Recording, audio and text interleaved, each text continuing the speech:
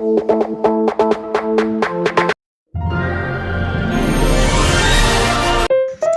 nama saya Nadia Yunizar Gunawan dari kelas IK 22B NIM 2202111062, ingin membahas materi dari presentasi saya. Komunikasi massa. Teori komunikasi massa. 1. Pengertian komunikasi massa. Menurut Rahmat, komunikasi massa yang dirumuskan oleh Bittner yaitu mass communication is message communicated through a mass medium to a large number of people, atau yang biasa disebut komunikasi massa adalah pesan yang dikomunikasikan melalui media massa pada sejumlah besar orang. Unsur komunikasi massa. Unsur komunikasi massa menurut Maxwell yaitu sebagai berikut. 1. Sumber. 2. Pesan. 3. Saluran. Dan 4. Efek. 3. Karakteristik komunikasi massa. 1. Pesan-pesan komunikasi massa dapat diproduksi dalam jumlah yang sangat besar dan dapat menjangkau audiens yang sangat banyak jumlahnya.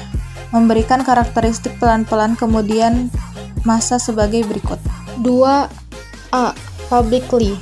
Pesan komunikasi massa pada umumnya tidak ditujukan kepada perseorangan tertentu yang eksklusif, tetapi bersifat terbuka untuk umum atau publik.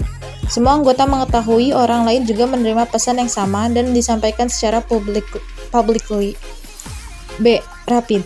Pesan komunikasi massa dirancang untuk mencapai audiens yang luas dalam waktu yang singkat dan simultan. Pesan dibuat secara massal dan tidak seperti fan art yang dapat dinikmati berabad-abad. 3. Transient. Pesan komunikasi massa umumnya dibuat untuk memenuhi kebutuhan segera, dikonsumsi sekali pakai dan bukan untuk tujuan yang bersifat permanen, kecuali buku-buku perpustakaan, film, transkrip video, dan rekaman audio visual yang merupakan kebutuhan dokumentatif. 4. Model-model efek komunikasi massa. Model teori peluru. Teori peluru juga dikenal sebagai teori hyperbolic network atau teori stimulus respon yang mekanis, merupakan suatu pandangan yang menyatakan bahwa komunikasi massa memiliki kekuatan yang besar atas massa audiens. B. Model. Model ini muncul sekitar tahun 1940 ketika para ilmuwan sosial menjadi tertarik oleh efek-efek langsung dan kuat yang ditimbulkan oleh media massa atas individu-individu. C. Efek moderat.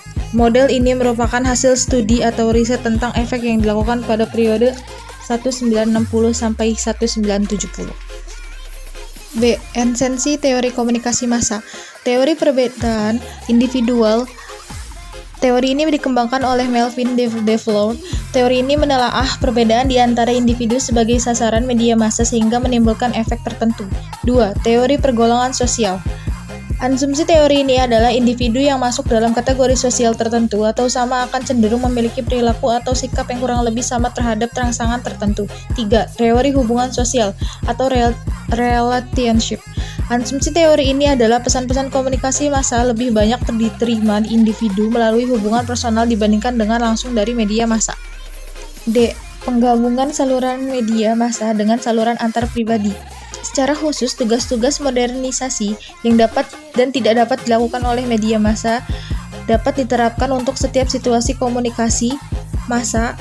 Menggabungkan antara media massa dan saluran antar pribadi merupakan alat yang paling efektif untuk mencapai khalayak dengan ide-ide baru memanfaatkan inovasi. Bentuk penggabungan antara kedua saluran itu disebut sebagai forum-forum media massa. Forum-forum media ini pertama kali dikembangkan di kalangan keluarga petani di Kanada, setelah itu menyebar ke Jepang dan negara-negara berkembang seperti India, Nigeria, Ghana, Malawi, Costa Rica, dan Indonesia. Contoh dari materi komunikasi massa tentang esensi teori komunikasi massa ini adalah komunikasi yang ditunjukkan pada masyarakat umum atau khalayak luas yang bersifat heterogen. Proses komunikasi massa menggunakan media massa sebagai sarana, lebih baik media cetak, audio, gabungan audiovisual, atau media luar ruang. Oke, sekian saja pembahasan dari saya. Thank you for watching. Bye-bye.